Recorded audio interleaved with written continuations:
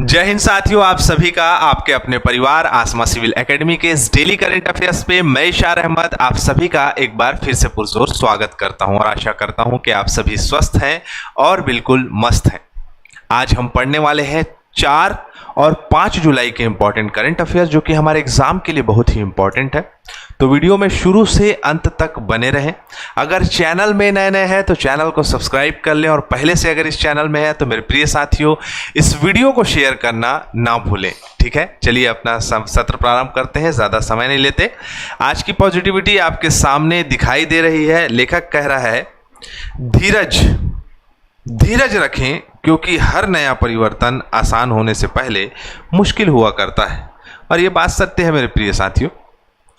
धैर्य जो है ना वो सबसे बड़ा हथियार है और इंसान को धैर्य या धीरज से जो है वो अपने कार्य को करना चाहिए। ठीक है, आशा करता हूँ मेरी बातें आपको समझ में आ गई होगी। चलिए, लास्ट टाइम मैंने प्रश्न पूछा था, हाल ही में किस अधिकारी ने 1 जुलाई 2025 को वायुसेना के प्रभारी अधिकारी प्रशासन का पदभार संभाला है? तो air marshal S Shiv Kumar. बस ये क्वेश्चन किसी काम का नहीं था लेकिन पूछ लिया गया था, हो जाता है कभी कभी। ये इंपॉर्टेंट प्रश्न है बहुत ज़्यादा। निम्नलिखित में से किस एक अभिलेख में अशोक के व्यक्तिगत नाम का उल्लेख मिलता है? तो याद रखना मेरे प्रिय साथियों, ये हमेशा एग्जाम में पूछता है। यहाँ सिर्फ और सिर्फ एक ही एग्जाम लिखाया होगा IAS प्री, लेकिन ये बहुत सारे एग्जाम में जो है पूछा गया है और इसका आंसर होगा क्या होगा? वो है आपका मास्की। ठीक है, ऑप्शन के अनुसार। अब ये मास्की के साथ एक जगह का और नाम होगा, यहीं आसपास लिखाया होगा गुर्जरा, है ना। ये मास्की हो गया, गुर्जरा हो गया, नेतुर हो गया और उदय गुलाम हो गया, है ना, उदय गुलाम। ये 4 जगह में अशोक का नाम लिखाया हुआ है। क्या नाम लिखाया हुआ है? देवनाम प्रिय। ठीक है, तो देवनाम प्रिय अशोक ऐसे लिखाया हुआ है। तो इसका नाम अलंकृत कहाँ पर है पूछेगा? अशोक के किस अभिलेख में अशोक का पूरा व्यक्तिगत नाम लिखा है? तो मास्की, गुर्जरा, नेतुर और उदय गुलाम, ये 4 जगह पे। इसके साथ साथ बहुत सारे एग्जाम में पूछा गया है। ठीक है, तो आपको पता होना चाहिए। हाल ही में डूरंड कप टूर्नामेंट 2025 की ट्रॉफी का अनावरण किसने किया है? आपको पता ही होगा कि डूरंड कप टूर्नामेंट 2025 भारत में हो रहा है। मैं पढ़ाया था इसका करंट अफेयर, है ना, जो कि मार्टिमर डूरंड के समय में 1888 के समय से ये टूर्नामेंट चल रहा है। ठीक है, अंग्रेज एक अधिकारी थे मार्टिमर डूरंड, उनके नाम पे ये रखा गया था। खैर, तो 1888 में इसे स्टार्ट किया गया था और इस बार भारत में हो रहा है डूरंड कप टूर्नामेंट 2025। इसका ट्रॉफी का अनावरण राष्ट्रपति द्रौपदी मुर्मू जी करी हैं। ठीक है, तो ये आपको पता होना चाहिए। यहाँ से प्रश्न पूछने की संभावनाएं बढ़ती है। और मैंने बताया, सॉरी, हाँ सही तो है, 1888 में शिमला में सर हेनरी मार्टिमर डूरंड के द्वारा इसे शुरू किया गया था। और 2024 जो डूरंड कप का फाइनल है वो नॉर्थ ईस्ट यूनाइटेड ने जो है मोहन बगान को हराकर जीता था। तो लास्ट ईयर का भी पूछ सकता है। ठीक है, 2025 संस्करण 18 जुलाई से 23 अगस्त के बीच में 5 राज्यों में खेला जाएगा। पश्चिम बंगाल, असम, मणिपुर, मेघालय और झारखंड में, मुख्य रूप से पूर्वोत्तर क्षेत्र में। डूरंड कप 2025 के आयोजन स्थल है अलग अलग जगह पे। तो ये आयोजन स्थल तो नहीं पूछेगा लेकिन आपको इससे ये पूछ सकता है कि किस देश में हो रहा है और यहाँ पर कन्फ्यूजन होता है। ठीक है, चलो अगला प्रश्न है, हाल ही में निम्नलिखित में से किसे घाना द्वारा राष्ट्रीय सम्मान officer of the order of star of घाना से सम्मानित किया गया है? तो घाना जो है गए थे हमारे आदरणीय सम्माननीय प्रधानमंत्री श्री नरेंद्र मोदी जी, तो इनको सम्मानित किया गया है officer of the order of the star of घाना। ठीक है, अब यहाँ जाके इन्हें ये सम्मान दिया गया।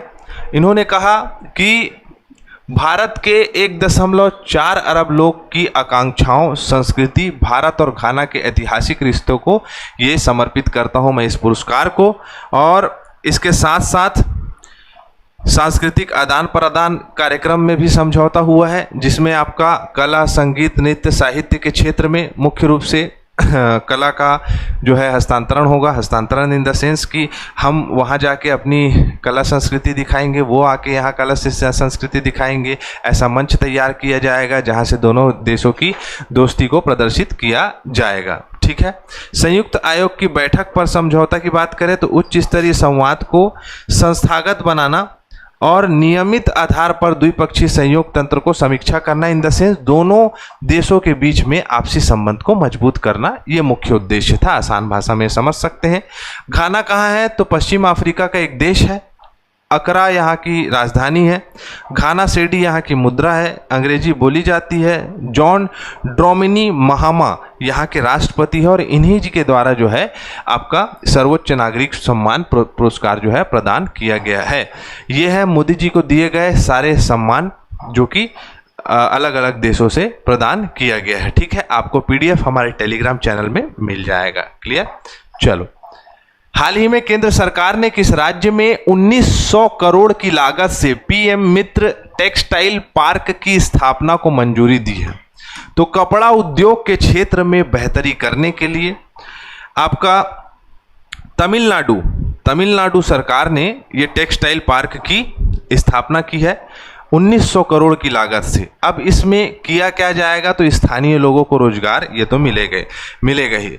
अब कपड़ा क्षेत्र में एकीकृत उत्पादन हब विकसित करना इस बार का उद्देश्य है।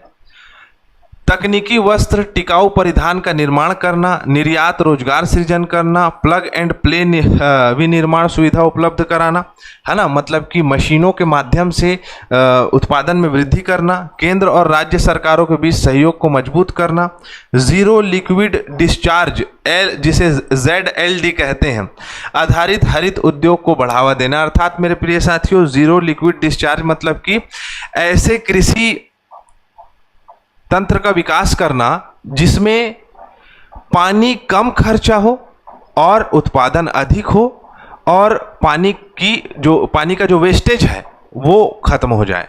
जैसे कि ड्रॉप सिस्टम से जो है आपका ड्रॉप प्रणाली से सिंचाई करते हैं, तो सारी चीज़ें माप जोक के किया जाए जिससे कि विकास ज़्यादा हो और अनावश्यक खर्च कम किए जा सके। ठीक है। तमिलनाडु की बात करें, 1 नवंबर 1956 में गठन हुआ है। नई दिल्ली में चेन्नई इसकी राजधानी है। M.K. स्टालिन यहाँ के मुख्यमंत्री है। R.N. रवि यहाँ के राज्यपाल है। एमराल्ड डव जो है यहाँ का राजकीय पक्षी है। राजकीय फूल है ग्लोरियोसा लिली। ठीक है। लिली का पौधा देखे हो, देखना बहुत अच्छा रहता है, हल्की भीनी खुशबू रहती है उसमें लिली की। हाल ही में कर्मचारी राज्य बीमा निगम ESIC in the sense employees state insurance corporation ने किस योजना को दोबारा शुरू किया जिसका उद्देश्य सामाजिक सुरक्षा कवरेज का विस्तार और नियोक्ताओं व कर्मचारियों के पंजीकरण को बढ़ावा देना है? तो इस बार जो है SPREE मतलब कि 2025 SPREE 2025 इसका फुल फॉर्म होगा scheme for promoting registration of employers and employees.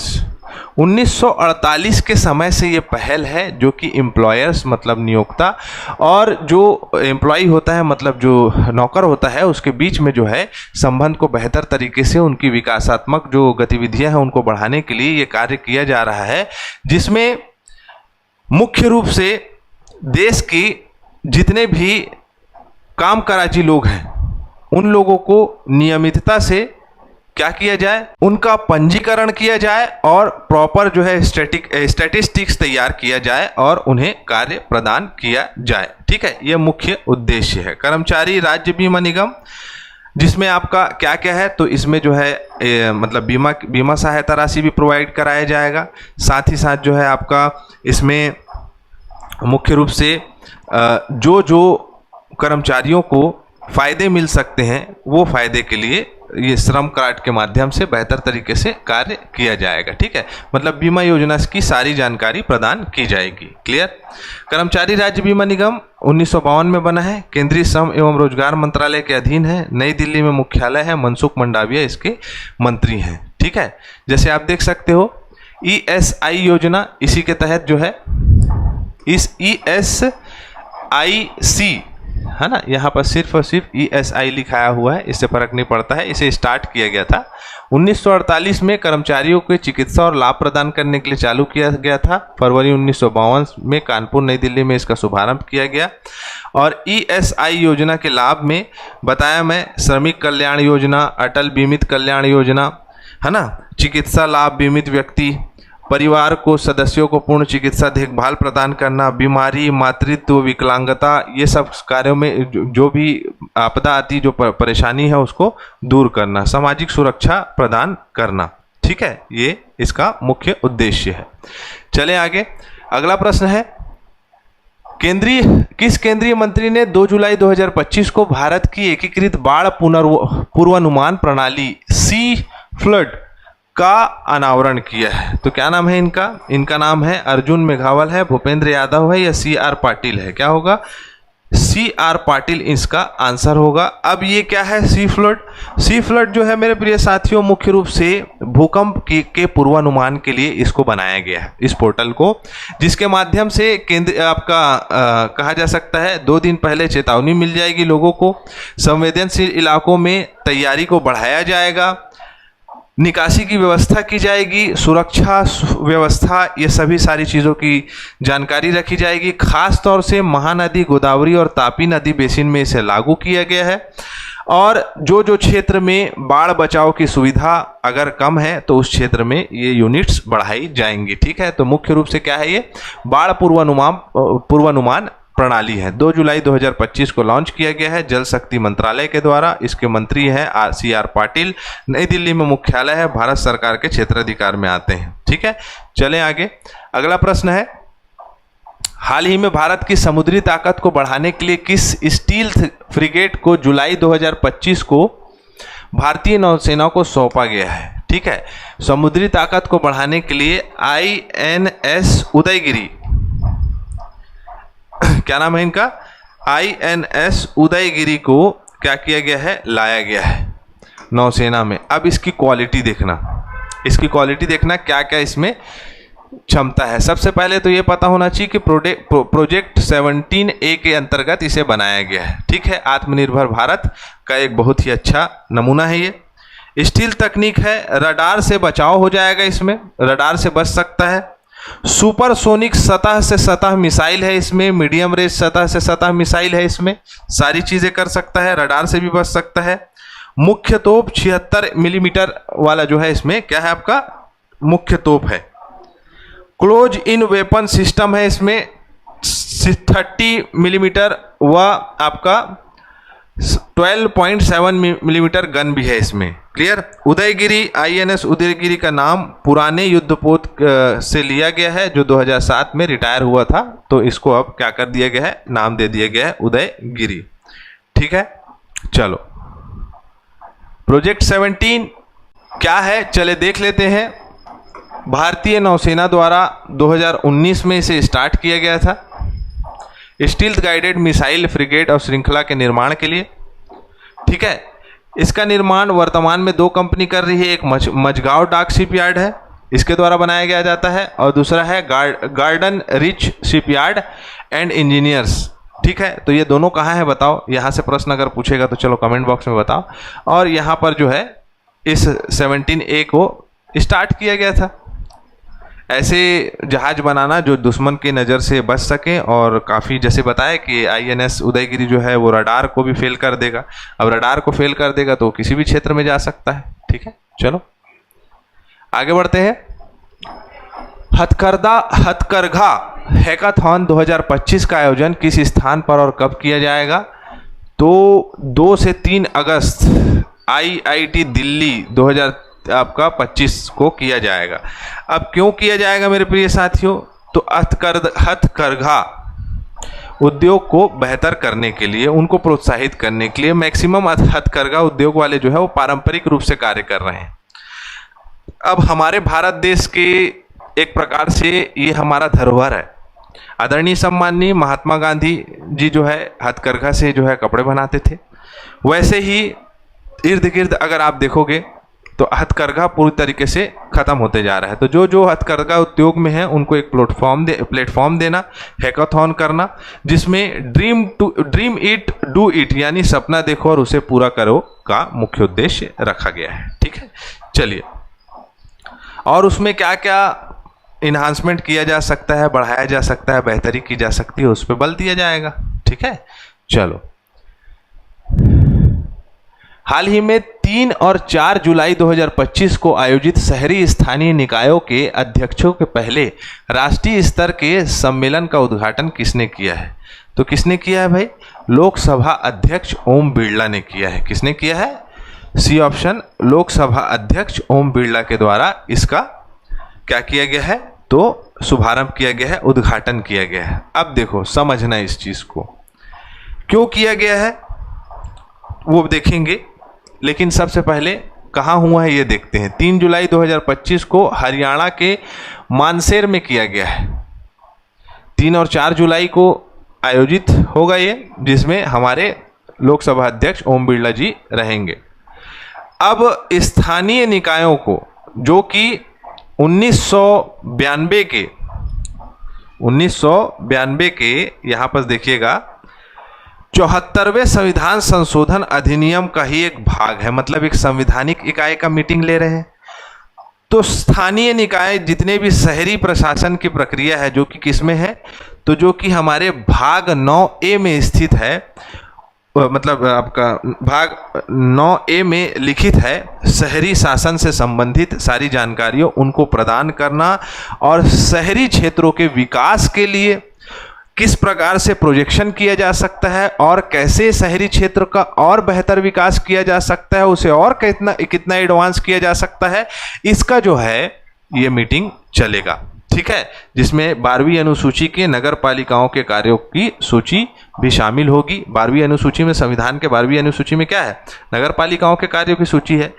अब हम बात करते हैं 74वां संविधान संशोधन अधिनियम 1992 1 जून 1993 को लागू हुआ था। अब बताओ किस शहर में लागू हुआ था? ये बहुत इंपॉर्टेंट है, तो आपको बताना है कि ये किस शहर में लागू हुआ था। फिर इसे और स्टैटिक मैं आपको बताऊंगा नेक्स्ट क्लास में। ठीक है, 12वीं अनुसूची क्या है बता दिया हूं मैं। शहरी स्थानीय निकायों के 18 कार्य इसमें सूचीबद्ध हैं, जिसमें शहरी नियोजन, सड़क, जल, स्वच्छता, ठोस अपशिष्ट प्रबंधन, सार्वजनिक स्वास्थ्य, शहरी गरीबी उन्मूलन, ये सभी शामिल है, चुनाव वगैरह सब चीज है ना। तो इसके अंतर्गत ओम बिरला जी ने हरियाणा में सबकी मीटिंग ली है। ठीक है, चले आगे। चलो, विषय क्या है? सम्मेलन का विषय है संवैधानिक लोकतंत्र को मजबूत बनाने और राष्ट्र निर्माण में शहरी स्थानीय निकायों की भूमिका को बेहतर करना मुख्य उद्देश्य है। चलो अब रिवीजन कर लेते हैं फटाफट। मेरे ख्याल से हो गया है आज का, नहीं एक बचा है भाई। हाल ही में निम्न में से कौन सा देश जुलाई 2025 के लिए संयुक्त राष्ट्र सुरक्षा परिषद का अध्यक्षता कर रहा है? कौन है भाई बताओ? यूनाइटेड नेशन सिक्योरिटी काउंसिल की अध्यक्षता कर रहा है 2025 की। पाकिस्तान कर रहा है भैया। ठीक है, ऐसे टाइप का दिमाग में आया होगा ना, असंभव असंभव ऐसे टाइप का। लेकिन मैं बता दूं कि पाकिस्तान 1952 से समय समय पर UNSC का सदस्य रहा है और इसमें पार्टिसिपेट करता है। लास्ट टाइम वोटिंग हुई थी है ना अध्यक्षता के लिए, तो 193 में से 193 सदस्य हैं, जिसमें से 182 देशों ने समर्थन दिया था। अब जुलाई 2025 में पहली बार अध्यक्ष की भूमिका निभाएगा। क्या क्या काम है इसमें? 22 जुलाई को बहुपक्षीयता और शांतिपूर्ण तरीके से वैश्विक शांति के लिए पहल करेगा, तो ये पाकिस्तान के लिए बहुत जरूरी है, इसमें ये बात करें। 23 जुलाई में फिलिस्तीन मुद्दे पर विशेष चर्चा होगी। फिलिस्तीन में जो इजराइल ने बहुत हमला किया है, गाजा में बहुत सारे लोग जो मरे हैं, उस पर चर्चा किया जाएगा।